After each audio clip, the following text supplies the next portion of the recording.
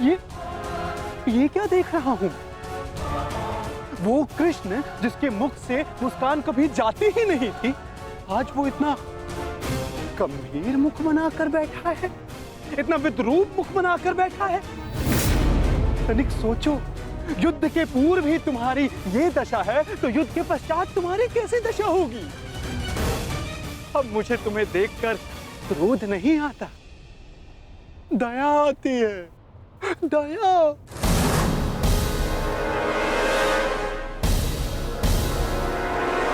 तुम्हारी सेना तुम्हारी नहीं रही, तुम्हारा पुत्र, उसने भी तुम्हारा साथ नहीं दिया।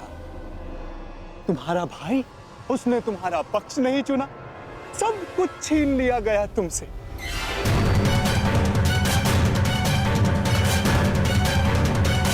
अरे हाँ, मुझे तो अभी स्मरण हुआ, तुम तो बड़ा मायावी बनते हो ना, तो क्यों नहीं रोक लेते ये सब? हाँ, रोक लो, रुको।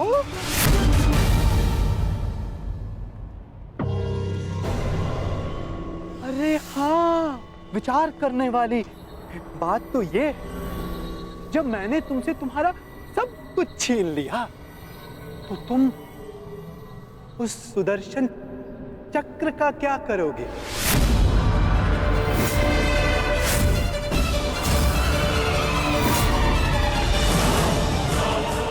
क्या करोगे तुम उस सुदर्शन चक्र का? मेरी वस्तु मुझे वापस दे दो, मुझे मेरा सुदर्शन चक्र वापस दे दे पाखंडी कृष्ण। बस पाखंडी, मत भूल तू किसके समक्ष खड़ा है। शांत, शांत बालक, शांत। ये मत भूलो, जब दो महापुरुष अति मानव वार्ता कर रहे हो, तो एक साधारण बाण चलाने वाले को मौन रहना चाहिए।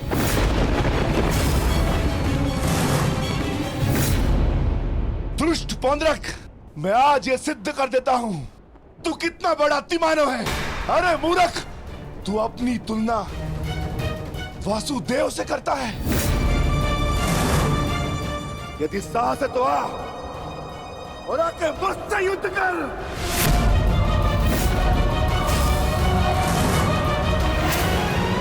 मूर्ख तो तुम पांडु पुत्र हो।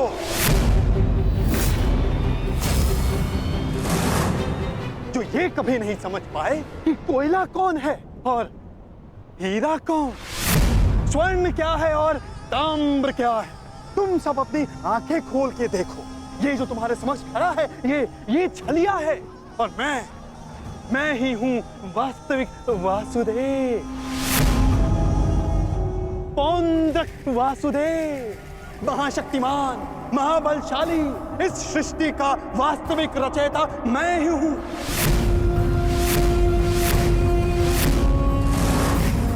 यदि मैं चाहूं तो तुम सबको एक क्षण में तुम सबका अंत कर सकता हूं। इसलिए मुझे मेरा अस्त्र उठाने के लिए पौंड्रक,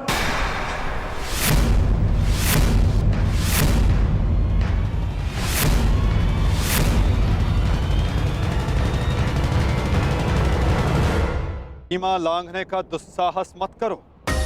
मैं तुम्हें पहले भी चेतावनी दे चुका हूं और आज अंतिम चेतावनी देता हूं। मुझे वो करने के लिए बाध्य मत करो जिसके पश्चात तुम्हें पश्चाताप करने तक का अवसर ना मिले।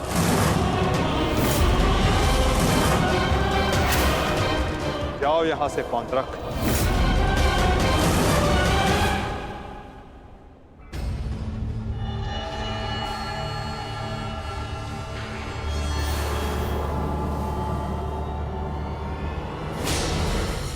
अवसर तू मुझे देगा, मुझे, वास्तविक वासुदेव को, पौंड्रक वासुदेव को।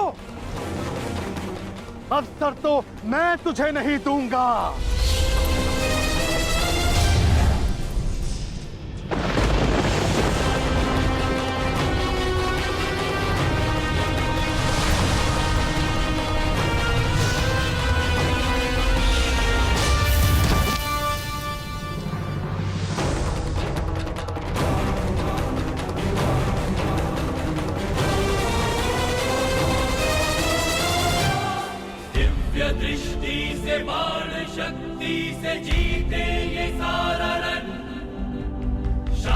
चित धरे आत्मबल भरे जीते हर बाधा कर छूट ना पाए लक्ष्य हो जाए सुख सा छुपा होकर वेग है सूर्य तेज है कवच चढ़ा इसके दोबारा ऐसा दुस्साहस मत करना, अन्यथा कुछ करने के योग्य नहीं रह जाओगे पौंड्रक।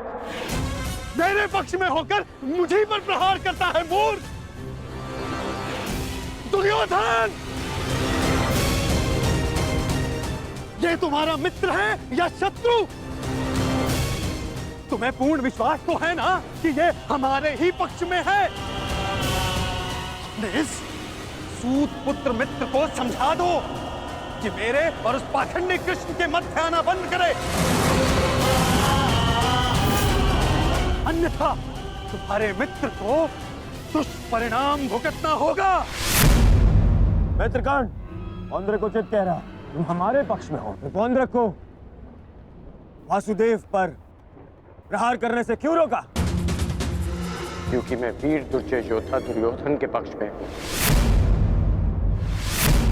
पीठ पीछे वार करने वाले को कायर कहा जाता है, वीर नहीं। और ये कहां का न्याय है मित्र? जहां एक निहत्थे पर पीछे से वार किया जाता है, या युद्ध से पूर्व ही हमारे पक्ष के योद्धा युद्ध के नियम भूल गए हैं?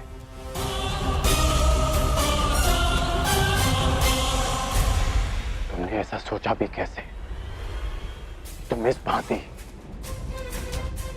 वासुदेव को वश में कर लोगे? सत्य को पहचानो मित्र, अपने नेत्र खोलो। नेत्र तो तुम्हारे बंद है मित्र। ये छलिया कोई अवतार नहीं है, केवल मायावी। शांति सभा में जो कुछ भी घटित हुआ केवल इस छलिए की माया थी। माया थी वो।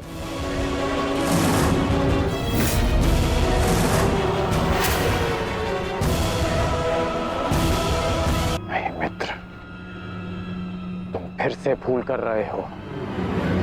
भूल तो दुर्योधन ने किया, तुझे अपने पक्ष में रखकर विश्वासघाती। सत्य का ज्ञान तो तुझे नहीं है, तू अपने नेत्र खोल के देख। दुर्योधन, ये विश्वासघाती इन पांडवों के साथ और इस छलिए कृष्ण के साथ जाकर मिल चुका है। इस छलिए कृष्ण की वाणी बोल रहा है, उसके वश में है ये। अपने कर्मों को वश में ना रख पाए, परंतु अपने शब्दों को विराम लगाओ पौंड्रक। विश्वासघाती और छलिए तो तुम हो, जो स्वयं को किसी और के रूप में ढालना चाहता है। तुम एक अस्तित्वहीन घृणित जीव हो, जिसके पास ना कोई सम्मान है और न स्वयं की पहचान। ओह, तो अब एक सूत पुत्र मुझे मेरी पहचान और मान का ज्ञान देगा? पहचान तो मैं तुझे गया। तूने पांडवों और इस कृष्ण के साथ मिलकर दोनों तरफ संधि की है। मित्र दुर्योधन, ये विश्वासघाती युद्ध में तुम्हें अवश्य हानि पहुंचाएगा। नहीं, शांत हो जाओ अंगराज, शांत हो जाओ।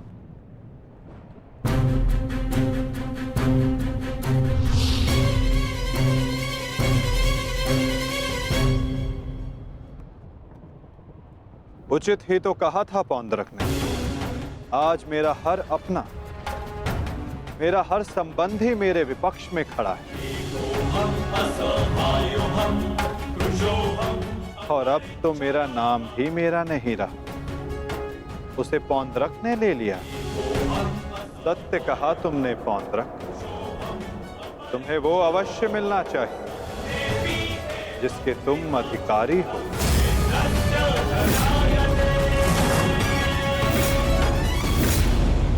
अद्भुत कृष्ण, अद्भुत। आज प्रथम बार तेरे मुख से सत्य निकला है छलिए। तो अब मुझे वो सुदर्शन चक्र दे दे जिसका वास्तविक अधिकारी मैं हूं।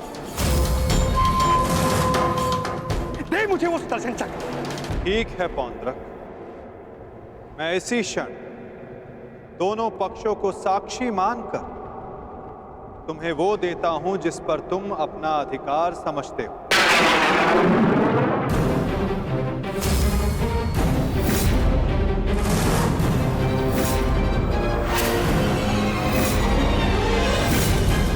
जो निश्चित रूप से तुम्हें वासुदेव में परिवर्तित कर देगा।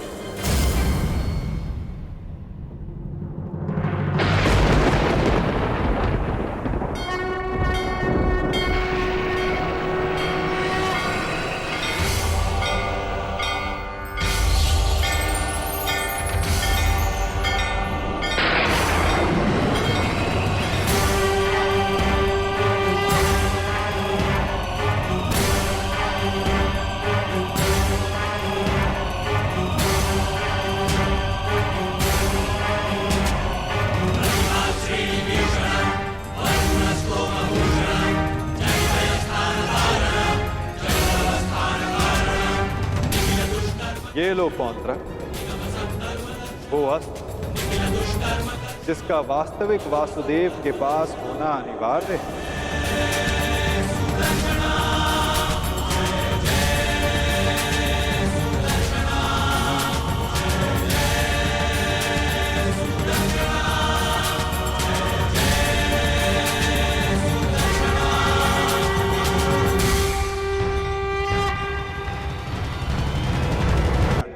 दोनों पक्षों को साक्षी मानकर तुम्हें वो देता हूं जिस पर तुम अपना अधिकार समझते हो, जो निश्चित रूप से तुम्हें वासुदेव में परिवर्तित कर देगा।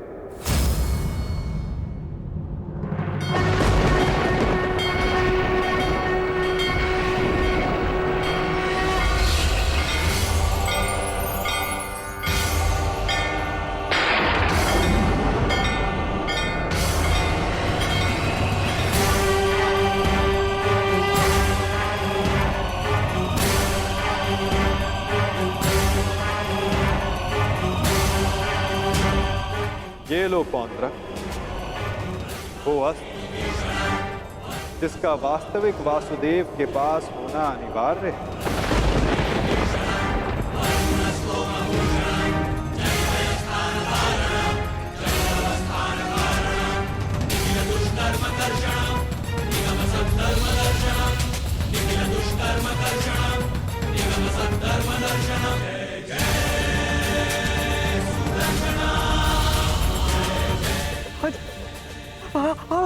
आओ।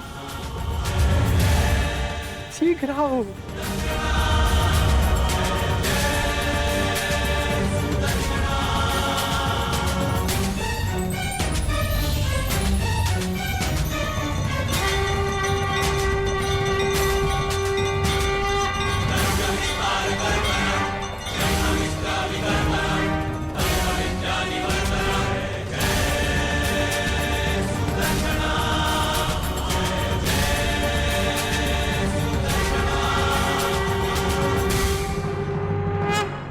अंततः वो समय आ गया जिसकी मुझे बरसों से प्रतीक्षा थी। मुझे मेरा सुदर्शन चक्र मिल गया मुझे मेरा सुदर्शन चक्र। अब मुझे परास्त कोई नहीं कर सकता, क्योंकि मैं अब सर्वशक्तिशाली हूं। मैं वासुदेवा।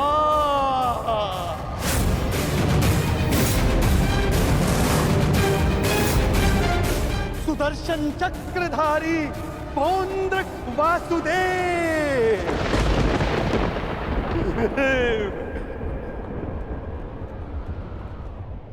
अब समझा मूर्ख सूत पुत्र कि वास्तविक वासुदेव कौन है?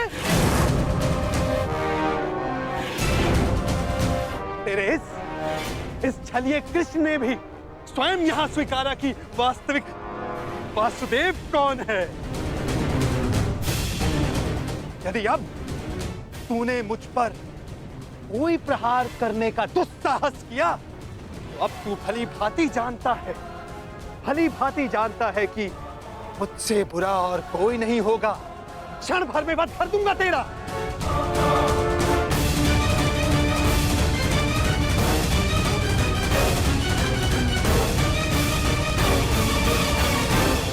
और तुम पांडु पुत्रों, अब तुम देख रहे हो ना कि सुदर्शन चक्र अब किसके हाथों में है। मेरे वास्तविक वासुदेव के हाथों में है ये सुदर्शन चक्र। अब तुम सब मेरी पूजा करो, क्योंकि मैं ही वास्तविक वासुदेव हूं।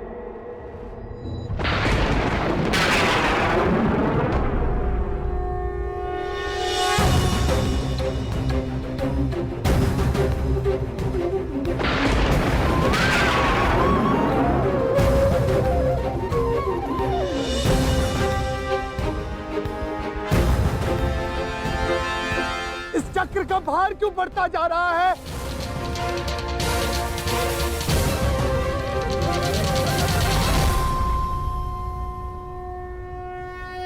दुर्योधन, ये चक्र भारी होता जा रहा है। ये चक्र मुझे कुचल देगा।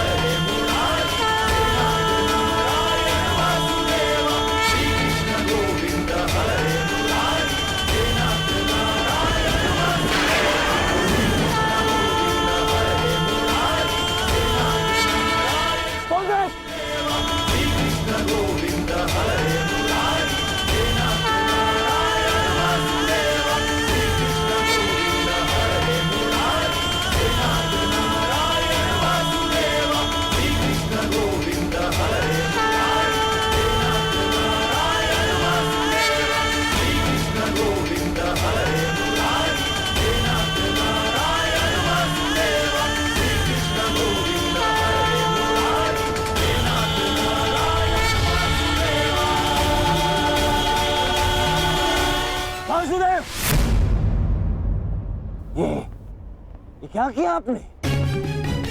वध कर दिया, छल किया, फिर से छल किया आपने।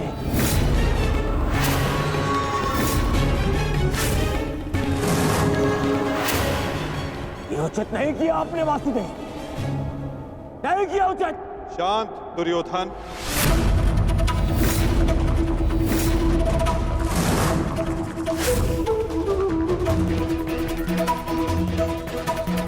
इतना क्रोधित क्यों हो रहे हो गांधारी नंदन? मैंने तो तुम्हारे मित्र को वो दिया जो वो मुझसे मांग रहा था।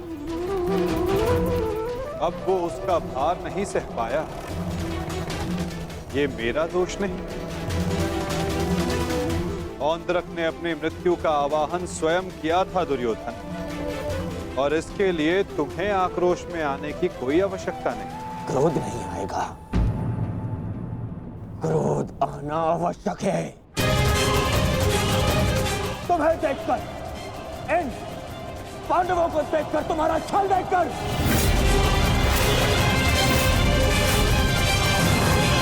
कैसा छल दुर्योधन? तुम्हारा मित्र पौंद्रक मेरा वेश धारण करता रहा, वो मेरी शक्ति, मुझे मिले सम्मान से आकर्षित हुआ। वो मेरे जैसा बनना चाहता था, परंतु वो ये नहीं समझ पाया कि शक्ति और सम्मान किसी का वेश धारण करने से, किसी का रूप धारण करने से नहीं मिलती। शक्ति और सम्मान मिलता है परिश्रम से, कर्मों से। यदि लौह को सुनहरे रंग से पोत दिया जाए तो उससे आभूषण नहीं बनते दुर्योधन। स्वर्ण बनने के लिए कड़ी अग्नि परीक्षा देनी होती है, कसौटी पर खरा उतरना पड़ता है दुर्योधन। और तुम्हारा मित्र सुदर्शन चक्र की कसौटी पर खरा नहीं उतर पाया। और अंततः उसने अपना नाश कर लिया। तुम्हारी हानि पर मुझे खेद है दुर्योधन, परंतु पौंद्रक के अंत पर नहीं, क्योंकि उसके कर्मों का फल ही यही है।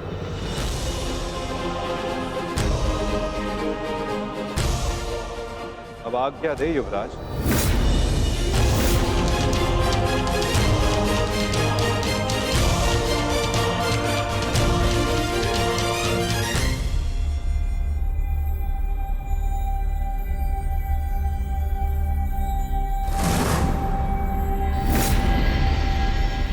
कल युद्ध के नियम निर्धारित किए जाएंगे गांधार राज।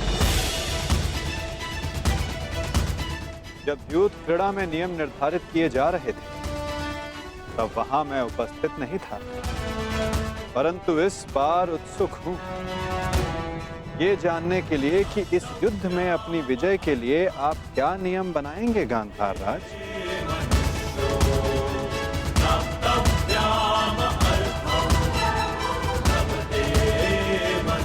कल के सूर्य उदय की प्रतीक्षा रहेगी मुझे।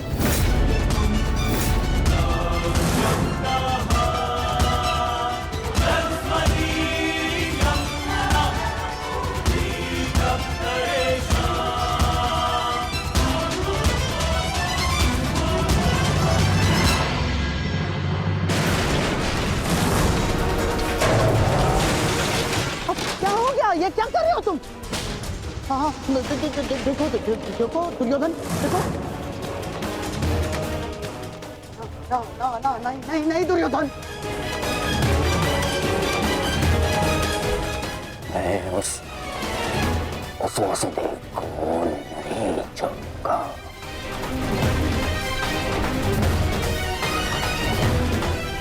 ना दुर्योधन को नहीं छोड़ूंगा। ये क्या कर रहे हो? क्या कर रहे हो तुम दुर्योधन? ईश्वर के लिए शांत हो जाओ।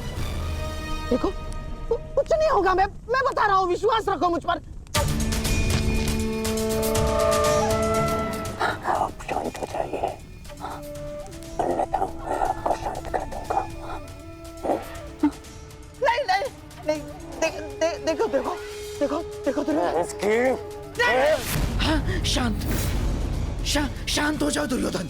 देखो तनिक सोचो, पौंड्रक के जाने से हमें कोई हानि नहीं पहुंची है दुर्योधन। इस संसार में हर कोई अपना एक प्रयोजन लेकर आता है, और पौंड्रक ने भी यही किया। पौंड्रक का केवल एक ही प्रयोजन था कि वो मद्रराज शल्य को भ्रमित कर दे, और पौंड्रक ने अपने जीवन का प्रयोजन सिद्ध कर दिया है दुर्योधन। अब हमारे पास 11 अक्षौणी सेना है, और पांडवों के पास केवल 7 दुर्योधन, केवल 7। अब ये विलाप का समय नहीं है, उत्सव का समय है। उत्सव मनाओ। वो तो ठीक है मामाश्री, परंतु मैं उस वासुदेव का कौतुक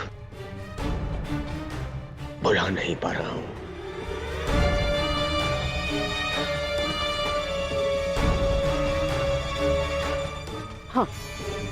हाँ, देखो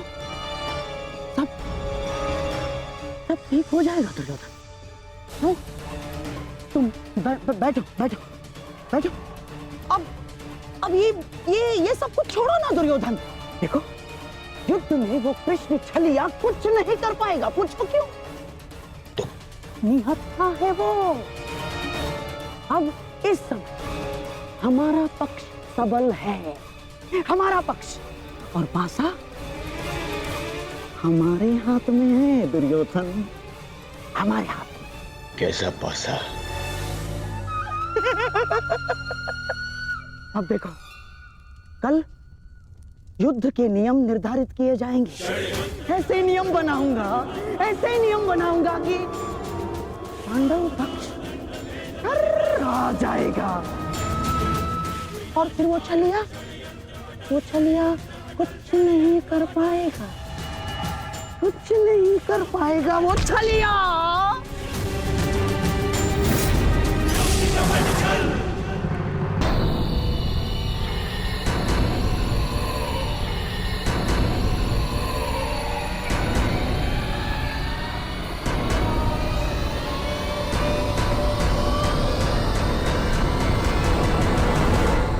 सभा में उपस्थित सभी महायोद्धाओं को शकुनी का प्रणिपात स्वीकार हो।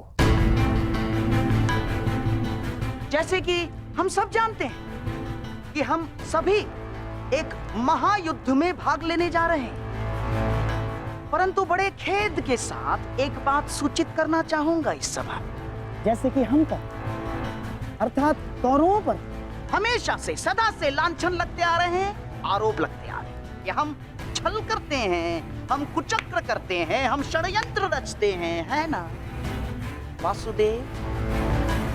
चाहे वो युद्ध हो या द्यूत। इसीलिए आपके मन से वो भ्रम निकालने के लिए इस खुली सभा का आवाहन किया गया है। तो वासुदेव, क्या आपकी अनुमति है? एक चतुर गुरु जब गुरुकुल से कुछ समय के लिए बाहर जाए तो वो आश्रम के सबसे योग्य शिष्य को उसका उत्तरदायित्व कभी नहीं देता। वो आश्रम के सबसे नटखट शिष्य को ही इसका उत्तरदायित्व सौंपता है। क्योंकि जब बिलाव को माखन की रखवाली के लिए स्वयं बिठा दिया जाए तो किसका साहस कि वो माखन चुरा सके। अर्थात आपको भी अनुमति अवश्य है गांधार राज।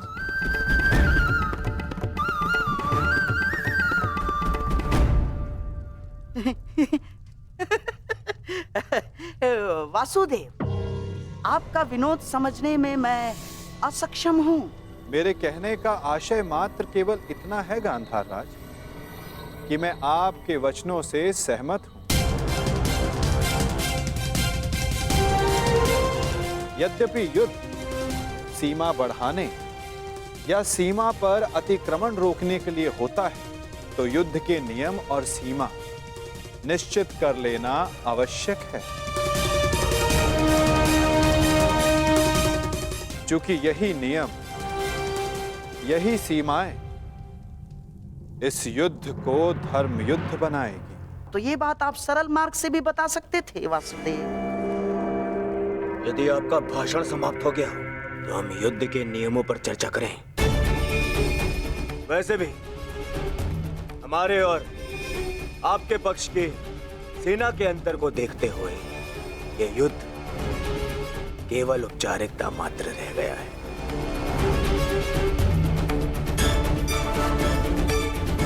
नियम बने या ना बने, हमारी विजय निश्चित है।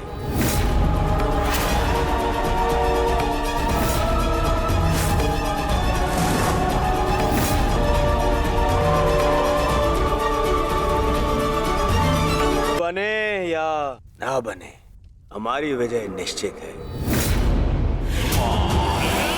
इस आत्मविश्वास का कोई एक कारण तो बताओ।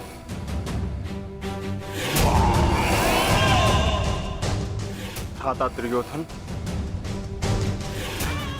एक नहीं, दो नहीं, तीन कारण बताता हूं, जो समझ आए चुन लेना।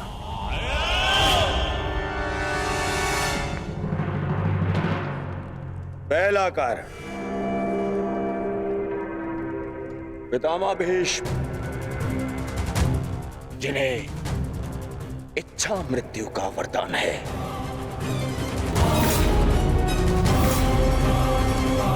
दूसरा कारण,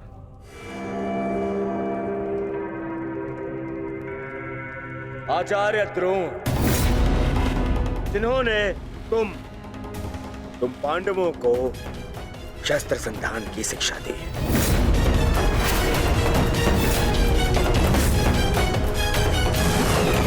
क्या इनके धनुष को काट सकने का समर्थ है तुम में से किसी के पास भी? इनका समर्थन भी मेरे पास में। तीसरा कारण,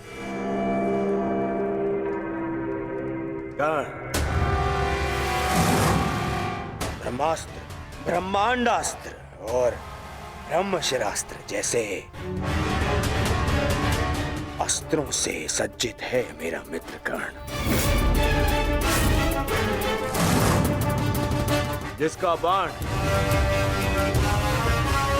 तुम्हें विजय प्राप्त करने नहीं देगा और जिसका कवच मुझे पराजित नहीं होने देगा।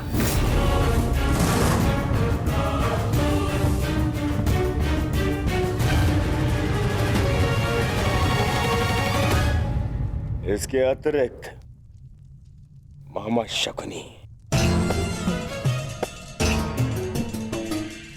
जिनकी कूटनीति का तोड़ तुम में से किसी के पास नहीं है, हाँ? मोहम्मद शरीफ।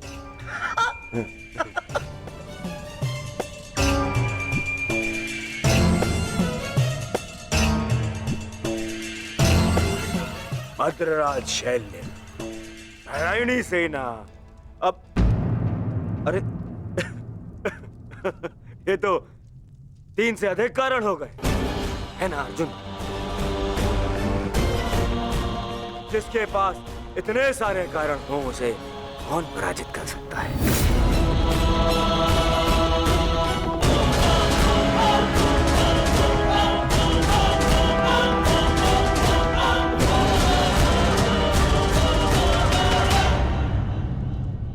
विजय और पराजय का निर्णय तो युद्ध के अंतिम दिन होगा हस्तिनापुर युवराज।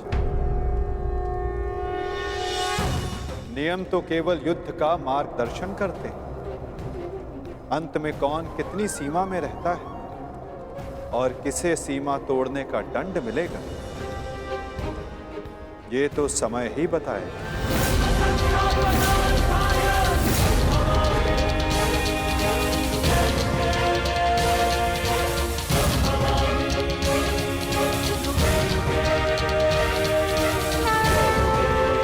युद्ध के अंतिम दिन होगा हस्तिनापुर युवराज।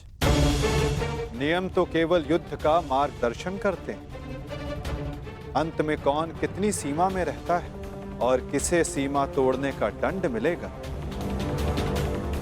ये तो समय ही बताएगा। उचित है वासुद, परंतु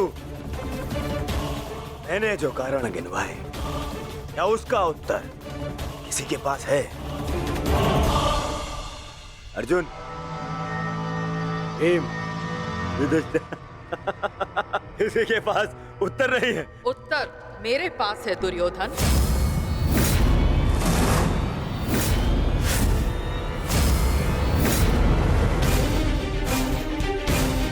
मैं नया जन्म लेके आऊंगी भीष्म, तुमसे प्रतिशोध पूर्ण करने।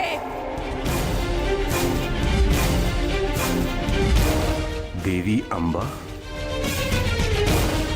प्रतीत होता है गांधारी नंदन युद्ध को भी युद्ध समझ बैठे हैं। युद्ध के पासे भले ही किसी एक के संकेत पे पड़ते हो, परंतु युद्ध के पासे कभी भी पलट सकते हैं। उत्तम विचार द्रुपद नंदिनी, परंतु एक बात समझ में नहीं आई। आप यहाँ क्या कर रही हैं? यहाँ युद्ध के नियम बन रहे हैं, आभूषण नहीं। मेरे आभूषण मेरे अस्त्र है गांधार नरेश। रहा आपके प्रश्नों का उत्तर कुमार दुर्योधन, तो मैं आपको बता दूं कि पांडव पक्ष में आपके हर योद्धा की काट है। तुम्हारे कवच कुंडलधारी मित्र कर्ण का उत्तर है द्रोण शिष्य पशुपतास्त्र धारी कौन्तेय अर्जुन। आपकी अगली सुरक्षा पंक्ति आचार्य द्रोण। तो कदाचित आप भूल रहे हो तो मैं आपको स्मरण करा दूं कि मेरे भाई धृष्टद्युम्न का जन्म द्रोण का वध करने के लिए हुआ है।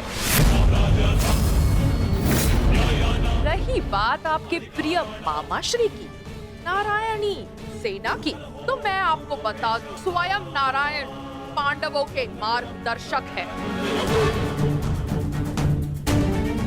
और शेष रहे आपके कुशल अनुभवी सेनापति गंगा पुत्र भीष्म। तो उन्हें मुक्त करने के लिए मैं स्वयं आप सबके सामने खड़ी हूं।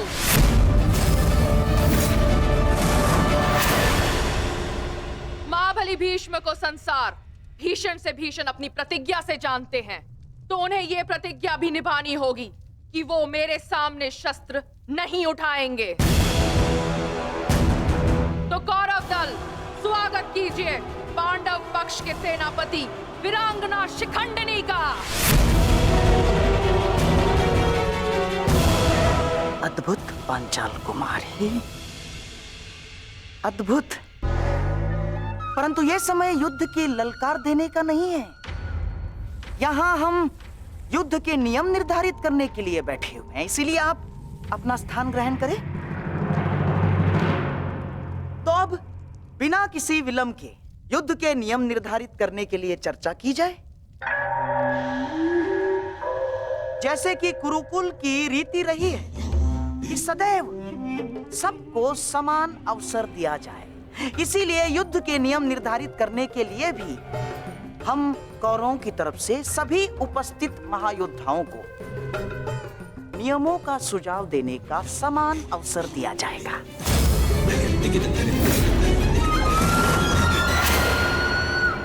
और हाँ, मैं ये जानता हूं कि पांडव पक्ष मामा श्री शकुनी का मुख अधिक समय तक नहीं देख सकते, इसीलिए मैं अपना सुझाव आरंभ में ही दे देता हूं। समस्त आर्यव्रत में युद्ध चाहे जितने भी दिन चले, परंतु आरंभ सूर्योदय से होता है और सूर्यास्त होते ही युद्ध भी थम जाता है। परंतु इस बार नियम में एक छोटा सा परिवर्तन होगा। सूर्यास्त के पश्चात भी युद्ध पर विराम नहीं लगेगा, तब तक जब तक अंधकार इतना सघन न हो जाए कि योद्धाओं को मशाल के प्रकाश में भी कुछ दिखाई न दे।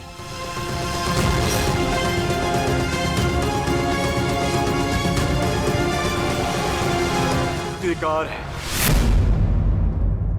परंतु स्मरण रहे मामाश्री, यह नियम सब पर प्रभावी होगा। जब तक अंधकार में मैं देखने में असक्षम ना हो जाऊं, मैं प्रहार करता रहूंगा। और स्मरण तो आपको है ही कि अंधकार में भी अर्जुन अपने लक्ष्य से कभी नहीं चूकता। मेरा भी एक सुझाव है। युद्ध में घायल या लड़ने में असमर्थ या निरस्त्र हुए योद्धा पर विपक्षी प्रहार नहीं करेगा। अति उत्तम मित्र, हमें स्वीकार है। अद्भुत अंगराज, आपका न्याय दर्शन तो सराहनीय है। हमें आपका ये नियम स्वीकार है। समान पद वाले योद्धा समान पद के योद्धाओं से द्वंद्व करेंगे।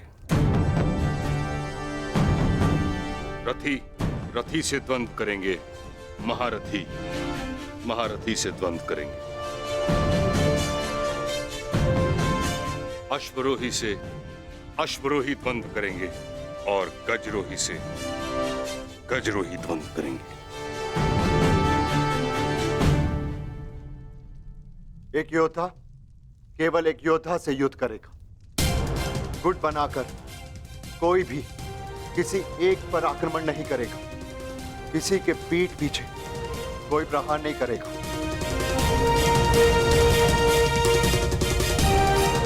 यदि विपक्षी ने पहले छल किया तो क्या प्रतिपक्षी को उसका उत्तर देने का अधिकार है? वो योद्धा की सोच पर निर्भर करता है विकोदर। एक महत्वपूर्ण नियम, इस युद्ध में वही योद्धा एक दूसरे का सामना कर सकता है जिसके पास समान रूप से अस्त्र, शस्त्र और शक्ति होगी। दुर्बल पर प्रहार करना निषेध होगा। और इस युद्ध में गदाधारी गदा युद्ध के नियम से और धनुर्धर धनुर्शस्त्र के युद्ध से युद्ध करेंगे। और सबसे महत्वपूर्ण नियम, इस युद्ध में किसी भी प्रकार का छल, कुचक या षड्यंत्र नहीं होगा। स्मरण रहे। हमें स्वीकार है।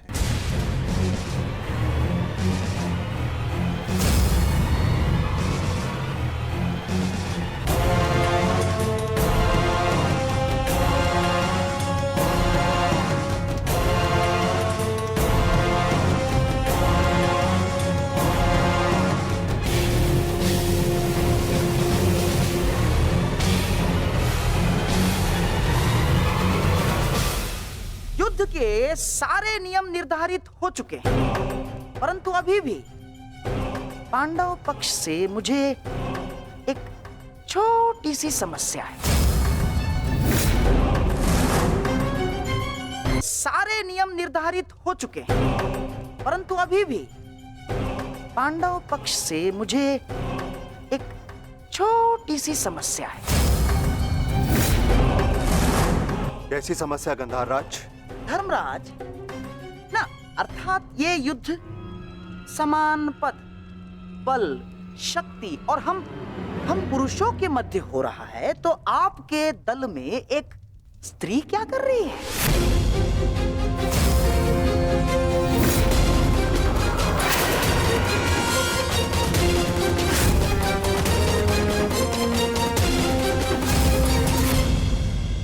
ना, पुरुषों के युद्ध में एक स्त्री का भाग लेना युद्ध के नियमों के विपरीत है धर्मराज। ये नियम आप जैसे द्रुत पुरुषों ने बनाए हैं, जो स्त्री को तुच्छ मानते हैं, केवल वस्तु मानते हैं। शिव शिव शिव शिव शिव शिव शिव शिव, ये क्या कह रही हैं आप? ये नियम तो स्वयं महादेव ने बनाए हैं। महादेव, आपको स्मरण है ना, जब देवी पार्वती ने असुरों का नाश करने के लिए माता काली का रूप धारण किया था, तो स्वयं महादेव ने भी उन्हें रोकने के लिए अपने बल का प्रयोग नहीं किया ना, अपितु वो स्वयं माता काली के समक्ष नतमस्तक हो गए।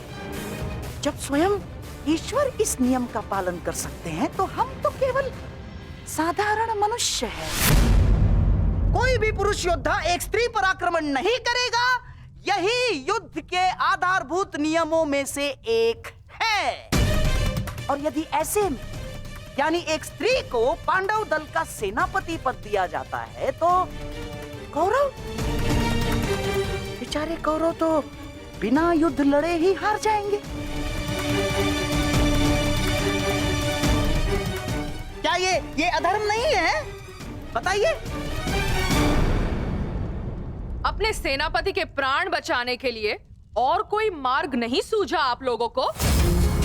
योद्धा सिर्फ योद्धा होता है, स्त्री या पुरुष नहीं। स्मरण है मां पार्वती, जिन्होंने काली का रूप धारण करके कितने असुरों का वध किया था। हम असुर नहीं है, हम साधारण मनुष्य हैं, मनुष्य, सभ्य मनुष्य। और सभ्य मनुष्य नियमों का पालन करता है। आप सेनापति पद छोड़ दे, यही धर्म है, क्यों धर्मराज?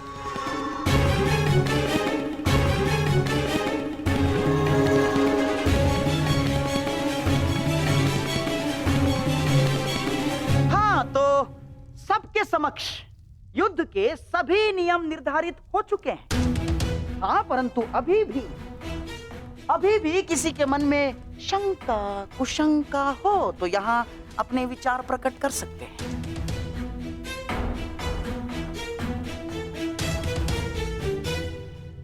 नहीं गांधार राज, इस सभा में बनाए सभी नियम और उपनियम हमें स्वीकार।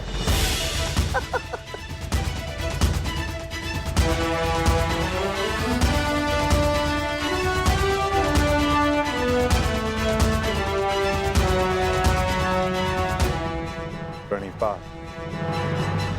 प्रणिपात।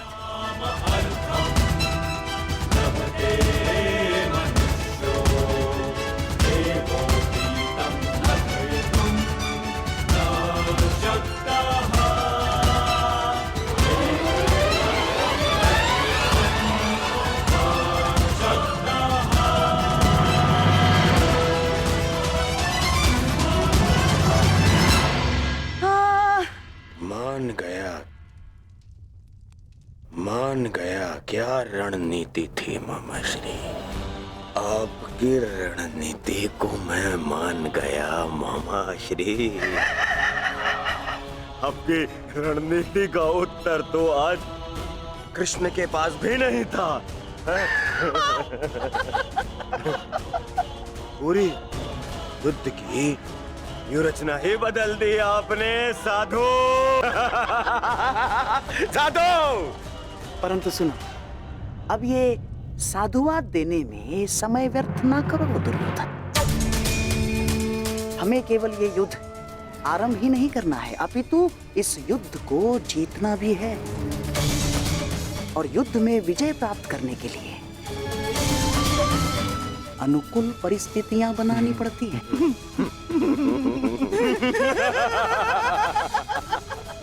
बहुत चतुर बन रहे थे ये पांडव, बहुत चतुर। परंतु अब इन्हें ज्ञात हो गया होगा कि इनकी हार निश्चित है। हमने जो चाहा वही हुआ है दुर्योधन।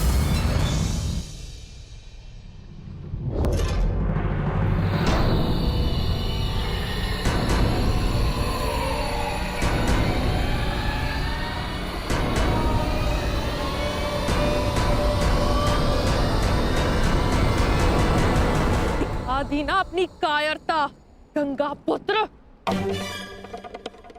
फिर से मौन रहकर तुमने अपने इच्छा मृत्यु के वरदान को लंबा कर दिया। फिर से अपनी दृष्टि झुकाकर तुम्हें लगता है कि तुमने अंबा के प्रतिशोध को झुका दिया।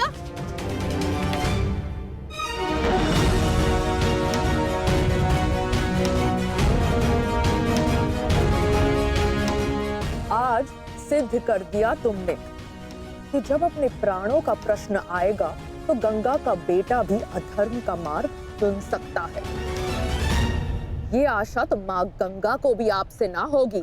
ना मैंने नियम बनाए हैं, ना मैं कायर हूं, और ना ही अधर्म के मार्ग पर। मैंने तुम्हें वचन दिया था अम्बा देवी कि जिस समय मेरे जीवन का कोई उद्देश्य शेष नहीं रहेगा, मैं तुम्हें वो शक्ति प्रदान करूंगा कि तुम मेरे इस जीवन का अंत कर सको। अब वो समय आ गया है। तुम्हें कदाचित विश्वास न हो, परंतु मुझे आशा है कि कुरुक्षेत्र में तुम मुझे मेरे भार से मुक्ति दिला दो। वरदान से मुक्ति जो मेरे लिए श्राप बन गया, उस मौन से मुक्ति जो पाप बन गया है भीष्म। मेरे अंदर कोई आशाएं शेष नहीं। यदि शेष है तो केवल इस युद्ध का शाप। आपको इतना व्यथित देखकर बड़ी शांति मिली गंगा पुत्र। दाचित, आपको अब अनुभव हो गया है कि कैसा प्रतीत होता है जब मनुष्य के जीवन में कोई आशा, कोई उत्साह न रहे। स्मरण है भीष्म, यही मेरे जीवन के साथ किया आपने। एक वचन के लिए मेरा पूरा जीवन भस्म कर दिया। परंतु एक बात स्मरण रखना, इतनी सरलता से मैं अपने शत्रु को मुक्त नहीं होने दूंगी। मेरी प्रतीक्षा करोगे तुम गंगा पुत्र कि मैं कब तुम्हें मुक्त करूं। हर पल एक जन्म के समान होगा और प्रतीक्षा का आरंभ होता है अब।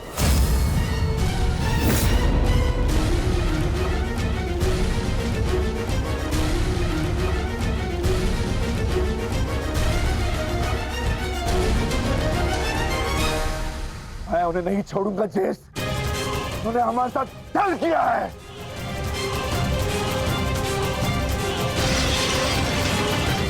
दादा भीम, शांत हो जाइए। ठहरो भीम, ये मेरा आदेश है।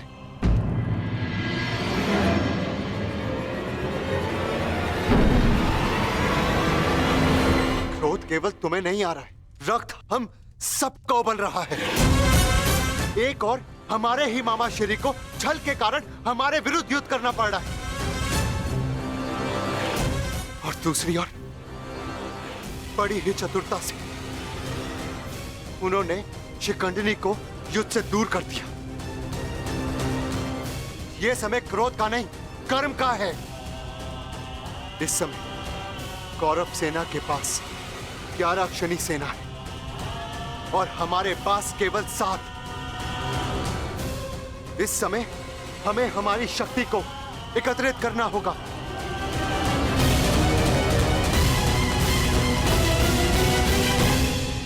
वासुदेव, क्या हम कभी भी कौरवों से न्याय की आशा नहीं रख सकते? गांधार राज और दुर्योधन से तो हम न्याय की आशा नहीं रख सकते, परंतु अंगराज कर्ण से, दानवीर कर्ण से आशा अवश्य की जा सकती है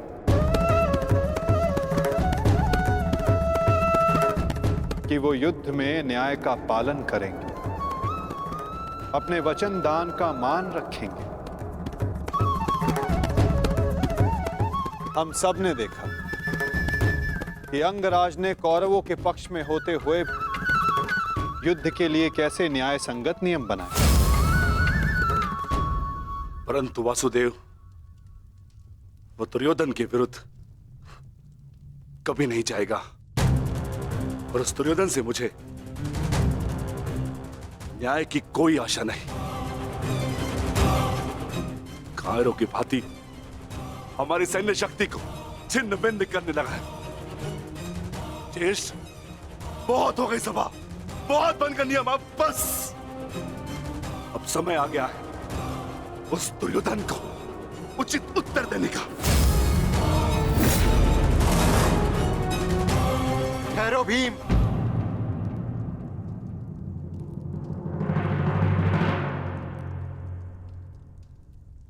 युद्ध का समय अभी नहीं हुआ अनुज। ज्येष्ठ, मैं तो केवल आपकी आज्ञा का पालन करने जा रहा हूं। आपने तो कहा था ना कि समय अपनी शक्ति एकत्रित करने का है, तो बस मैं वही करने जा रहा हूं। मैं अपने पूरे परिवार को इस महायुद्ध में सम्मिलित करने जा रहा हूं। मैं अपने पुत्र महाकाय घटोत्कच और उसके साथी राक्षसों, वीरों को अपनी सेना में सम्मिलित करने जा रहा हूं।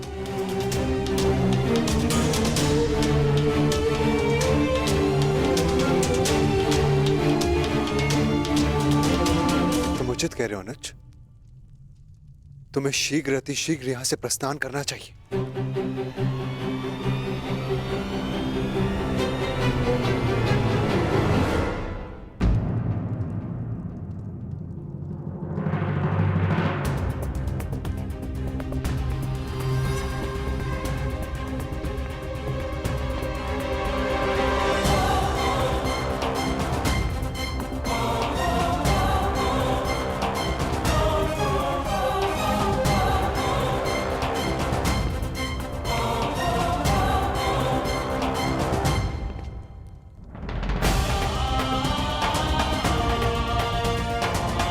मुझे आज्ञा दीजिए ज्येष्ठ, मैं प्रस्थान कर रहा हूं।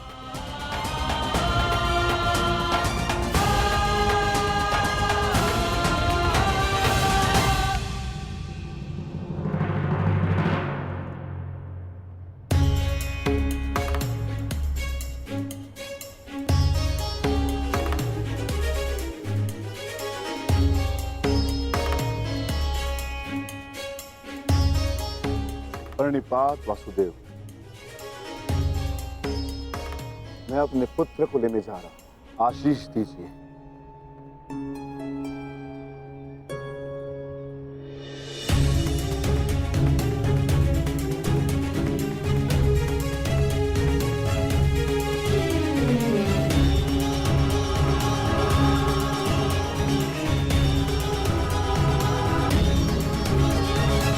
क्या हुआ माता? आप अचानक बाहर क्यों आ गए? और आप इतने विचलित क्यों? मैं विचलित नहीं हूं पार्थ, बस तनिक अशांत हूं। अशांत? मैं समझा नहीं माता। युद्ध होता ही ऐसा है पार्थ, जो मन को अशांत कर दे।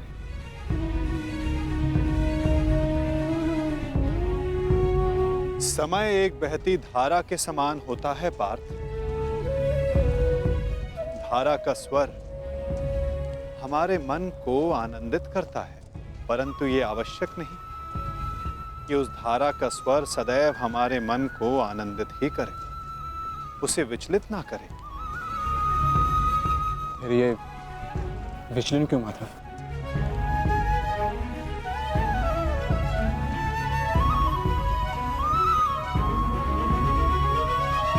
अन्न। सागर में जब तरंग उठती है तो वो उत्साह से भरी होती है पार्थ, और जब वही तरंग गिरकर अपना अस्तित्व खो बैठती है तब मन विचलित हो जाता है कि कदाचित वो तरंग और ऊंचा जा सकती थी, कदाचित उसका प्रारब्ध कुछ और हो सकता था। परंतु तरंग का प्रारब्ध ही उठना और गिर जाना है माता, है ना? तो फिर इसमें अशांत और विचलित होने की क्या बात है? तुमने सही कहा पार्थ, मुझे विचलित नहीं होना चाहिए, परंतु तुम बताओ कि तुम्हारा मन इतना अशांत क्यों है, इतना विचलित क्यों है? ऐसा कौन सा भाव है जो तुम्हें कष्ट दे रहा है? बोलो पार्थ। दानवीर कर्ण से आशा अवश्य की जा सकती है कि वो युद्ध में नियमों का पालन अवश्य करेंगे।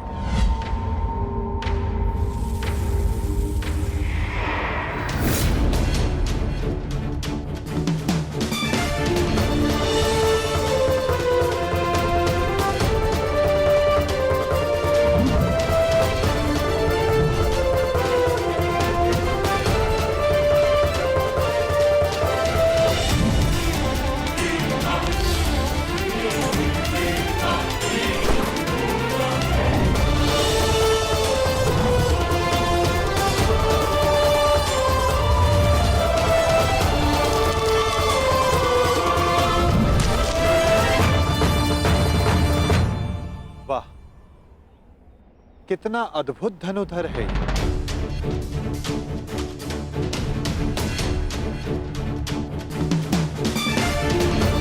वासुदेव, आप प्रणिपात। ये मेरा सौभाग्य है कि मैं आपसे टकराया।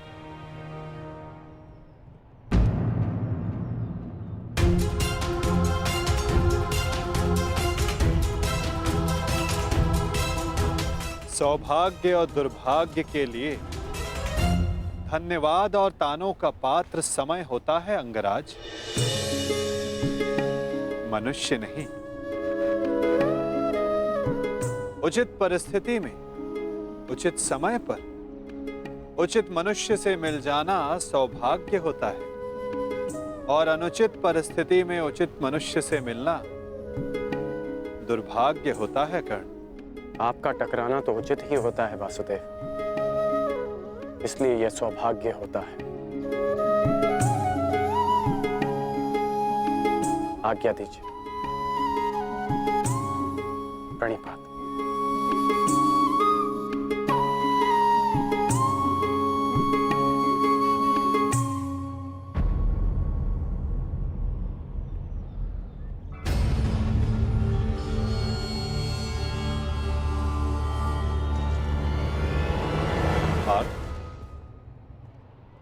इसके शब्दों की भांति इसके बाण भी कितने अमोघ हैं ना।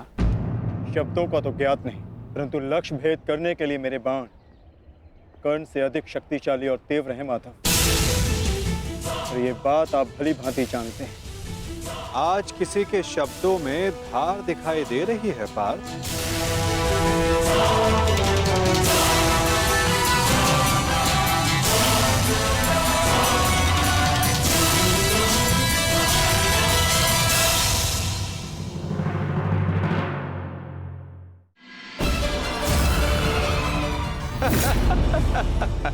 कौन हो तुम?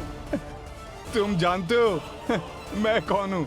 यदि मैंने अपना परिचय दे दिया तो तुम श्वास भी नहीं ले पाओगे। और यदि मैंने आपके कर्मों का दंड दे दिया तो आप अपना नाम भी भूल जाएंगे भद्र।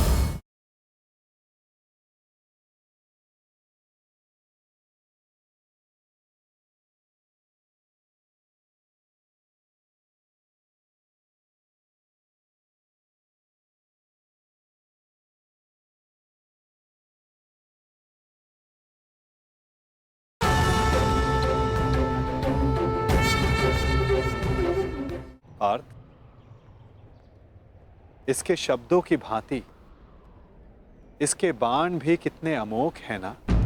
शब्दों का तो ज्ञात नहीं, परंतु लक्ष्य भेद करने के लिए मेरे बाण कर्ण से अधिक शक्तिशाली और तीव्र हैं माधव। और ये बात आप भली भांति जानते हैं। आज किसी के शब्दों में धार दिखाई दे रही है पार्थ।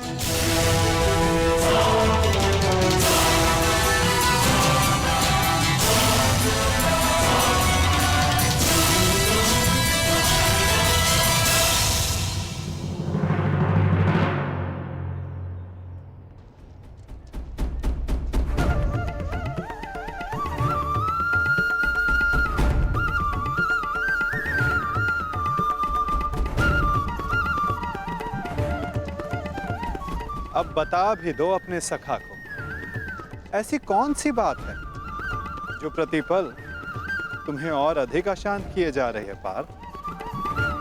आप तो ऐसे कह रहे हैं माधव, जैसे कि आप तो कुछ जानते ही नहीं। कैसे जानूंगा? मैं कोई अंतर्यामी थोड़ी ना हूं। वाह माधव, जो संसार में कोई नहीं देख सकता उसे आप देख लेते हैं। जो सबके समक्ष है उससे अनजान होने का अभिनय करते हैं। आप भली भांति जानते हैं इस बात को कि मैं इतना व्यग्र क्यों हूं। क्यों आपके विचारों पर, आपके समय पर उसका अधिकार है। क्यों माधव, क्यों?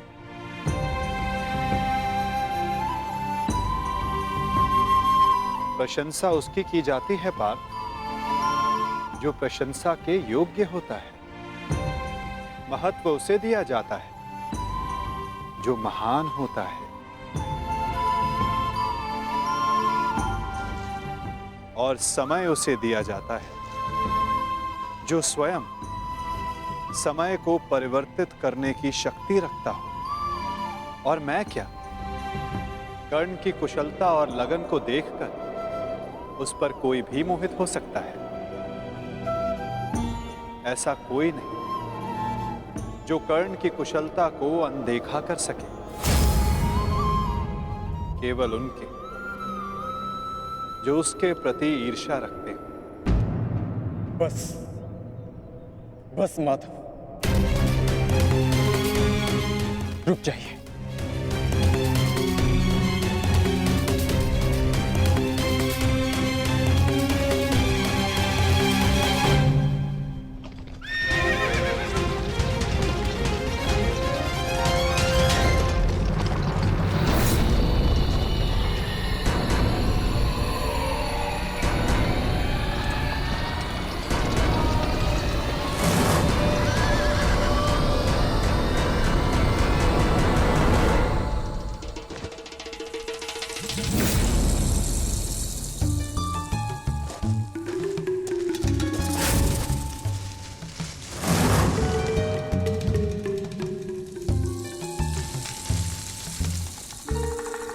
कौन है वहां?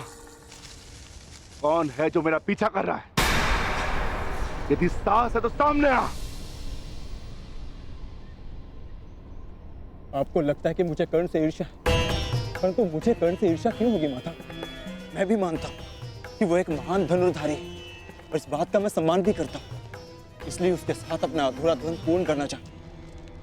परंतु माता, आप कैसे भूल सकते हैं, वो अर्जुन ही था जिसने विराट युद्ध में कर्ण को पराजित किया था। वो अर्जुन ही था जिसने कर्ण के रहते हुए पांचाली के स्वयंवर को विजित किया था। मैं स्वीकार करता हूं कि कर्ण एक महान योद्धा है, धनुर्धारी, परंतु मुझे आज तक उसमें कोई अद्भुत बात नहीं दिखी। परंतु आज एक विचित्र बात का भान अवश्य हुआ है कि आपके हृदय में अर्जुन से अधिक कर्ण बसता है।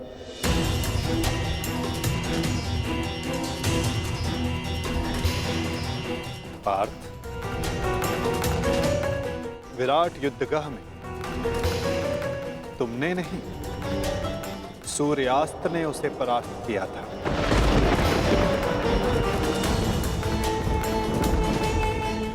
पांचाली के स्वयंवर एक सूत के प्रति क्षत्रियों के दीर्घाह ने जीता।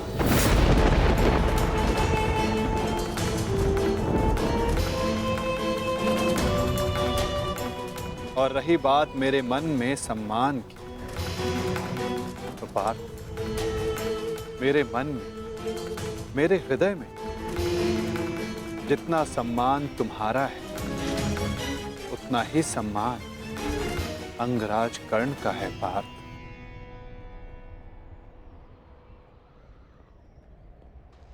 जलधारा की शक्ति का अनुमान उसकी सतह को देखकर नहीं लगाया जा सकता पार्थ। जलधारा की शक्ति उसके भीतर छिपे उथल तरंगों में होता है पार्थ, जिसका अनुमान समय आने पर सबको हो जाता है। सत्य सदैव वो नहीं होता पार्थ जो सबको दिखाई देता है। सत्य वो भी होता है जो हमारी दृष्टि देख नहीं सकती।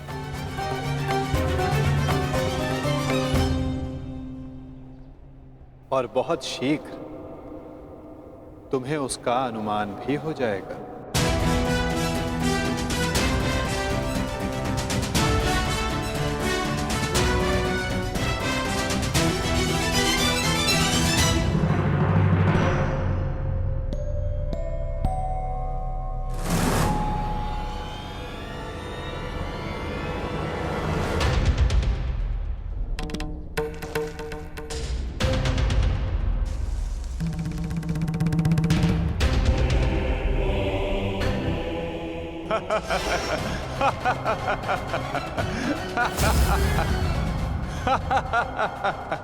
कौन हो तुम?